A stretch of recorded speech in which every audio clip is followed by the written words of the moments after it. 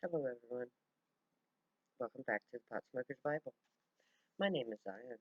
I'm the author of the Pot Smoker's Bible, which contains the prophetic book of Zion, where I get my name and authority. It comes from the Ketuvim, or Old Testament of the Hebrew Bible, or Tanakh, I believe it's called. But I use the King James Version of the Christian Bible to put together the prophecy of Israel from the scattered testimony of the various prophets of the Old Testament. What I came up with was a book called the Book of Zion. It's written entirely in Bible verse, and therefore I could not publish it on its own. So I had to write the Pot Smoker's Bible as a commentary so that I could legally publish the prophecy of Israel. And in order to publish it, I am on social media. And I have been reading from the transcript, the manuscript that I wrote. And prior to my little being too broke to pay my cable bill episode here, I was reading from I finished the 21st chapter of the Pot Smoker's Bible, which contained the 18th chapter of the Book of Zion. So today I'm going to be reading to you the beginning of the 22nd chapter of the Pot Smoker's Bible, which contains the 19th chapter of the Book of Zion. And it's called Now Will I Rise. And it goes like this. This is the chapter that puts it all together. This is a declaration by God to all humans. Marijuana is the sacred tree of life. It is used by my people in a sacred way. Therefore, we know whether we know it or not. Our use of pot is our righteousness. The act of getting high is sacred. God has ordained this. The imagery of this chapter will be so obvious to my people: the chaff, the cutting up of the buds, the live coal placed on the lips, the smoke in the throne room of the future king. These are passages that cannot be explained in any other manner. It's about the psychological action, the physical actions of my people that we do every time we get high. It's about the revelation of the high. We are justified. We are a people created by God. We are the ones that do the very things foretold of us. No Christian preacher can use this passage in their fables of Jesus because Jesus Christ never was real. A real Messiah would use every verse of the prophecy. How can chaff and stubble, which is a fire in our breath, be explained by Christians? It can't. The Christians ignore any passage that they can't explain. But I use these passages with no problem. I understand the chaff and stubble. It's in every bag of wheat I buy. I can and do acknowledge the might of God. Any God that can justify my use of marijuana is a just God to me. And that is exactly what God has done for me and for my people.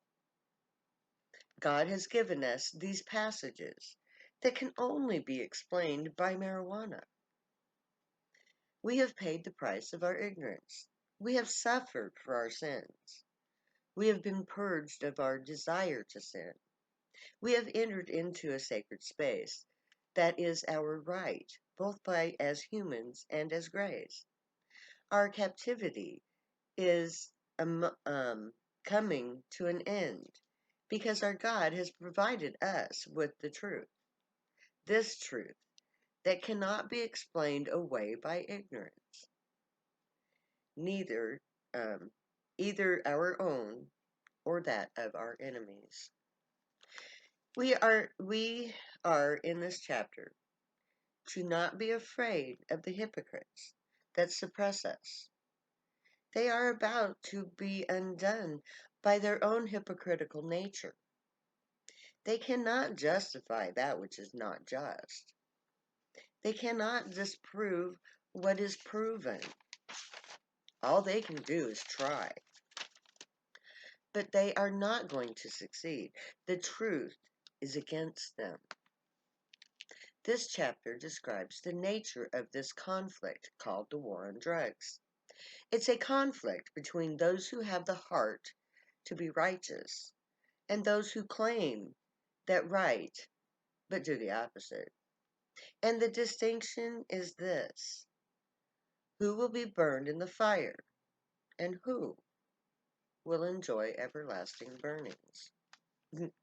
My people already enjoy our everlasting burnings. We will always get high, no matter how hard society tries to convince us to give up our marijuana. It will never happen. You can take away the tweak, the coke, the acid, the heroin, and the alcohol, but never take away my marijuana. I am, I and my people will never give up our pot. So if we already enjoy our righteousness, our sacred holy smoke, then that only leaves our enemies to burn in the fire of God's wrath. Either you enjoy everlasting burnings, or you are burned in the fire storm to come. A firestorm that you helped create. So we burn and are not going to be burned. While our enemies refuse to take part in our burnt offerings, they do all that they can to punish us for our activities, while they create for themselves a devouring fire. They cannot escape. So it's literally burn or be burned. The righteous will find their way to the tree of life, our very own plant of renown, our beautiful flower, our bud, our holy smoke. We will embrace our election. We will learn to become truly righteous, leaving our ignorance behind us. We will take part in the greatest of all adventures. But those who hate us, those who oppress and ridicule us, those who find out too late that what is written is true, every last word and line of the prophecy, their omission of verses they can't fit into their fables will be the fuel that ignites the fire that devours them. Those who hate us do so at their own peril. This chapter tells us that the act of getting high is a sacred act. Isaiah himself is turned on in chapter 6. It is an act of getting high that saves us. When we get high for the first time, we become holy. We stop sinning. Our desire to sin is purged. Our entire being is transformed into the divine. How can we be the hosts of God without being transformed by God? We are saved and sacred. We are holy. We are one with God. Today, my people crave the feeling we get when we smoke marijuana. They don't know why or how the smoking of this plant makes them feel so good. They just know that to be high is to be whole. When we can't get high, we feel half alive. We need this high. Once we experience the merging of the minds, we crave that connection. You cannot ever force us to sever our divine connection. Whether we know that that's what it is or not, doesn't matter. What matters to us is the way we feel when we get high. If you've never known that feeling, how can you judge it? We will never willingly give up our connection to the divine presence. So the war on drugs can never be won by the state because, frankly, You have nothing to offer us in exchange. You demand we give up what is truly God for nothing. You take away sacred truth and offer only money in exchange because money is the only thing that you have. Money is empty. It can't fill the void left behind when the connection to God is severed, when we stop getting high. So the war was never winnable by those who declared it. Once the truth is out, the belief in man made crap will lose its appeal.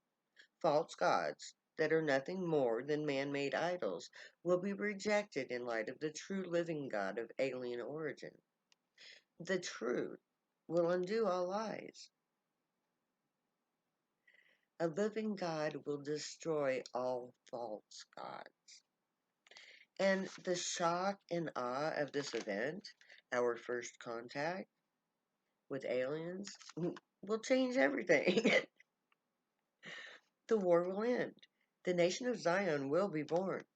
Our ancient gods will be returned to us. We will rejoice. Those who are so sure of their own self worth will be in shock, learning that they are the problem, not my people. Where my people now are subject to fear and need, they will then be elevated into the highest stations on earth. Our honor and our glory will be complete. We will be free of fear, and we will know our true worth in the eyes of God. We will be safe. It's everyone else that will have cause for fear. They will learn the hard way how it feels to need and not have. They will be the ones who can't find relief in times of trouble. They will call out to their idols and their money, but there will be no answers. Idols are man made gods that cannot save. The foolish will reject the truth and fear the false evil, that alien invasion that is so terrifying. They will call out to their idols, but idols and the fables that create them are nothing more than human inventions that are false. So when the gray arrive, they will ensure the future of their human children and everyone else they ignore. It's hard to not ignore those who cannot be heard. The gray need the gray to be able to listen to the prayers of the humans. I mean the human grays when I'm saying the grays and the grays. Without marijuana, no one can be heard in prayer. No THC, no telepathy, no voice in the minds of God. So the gray arrive because they hear the call of the Zionites. We invite them to return. Marijuana is their means of communication with us. Marijuana is sacred. The gray, who are God, brought it. It is the one thing on earth that is theirs. They gave it to each one of us that uses it. We were found worthy of it. And by finding it, we chose them. That is why it is sacred, because it is a gift from God. And I'm going to, oops, sorry. I'm going to stop there and take up again next time. May the Gray watch over you, guide you, protect you, and keep you from all harm. And may they teach you right from wrong. May you be worthy of them. May your thoughts, words, and deeds reflect truth, good, and light, the unicorn way. Find your joy and pursue it, and make that your guild choice. It'll make you happy. Stay happy and high. If you use drugs, you have every right and reason to. Believe me, I know. I wrote the books. My name is Zion, and I love you way too much to ever say goodbye. So I'm going to say later now.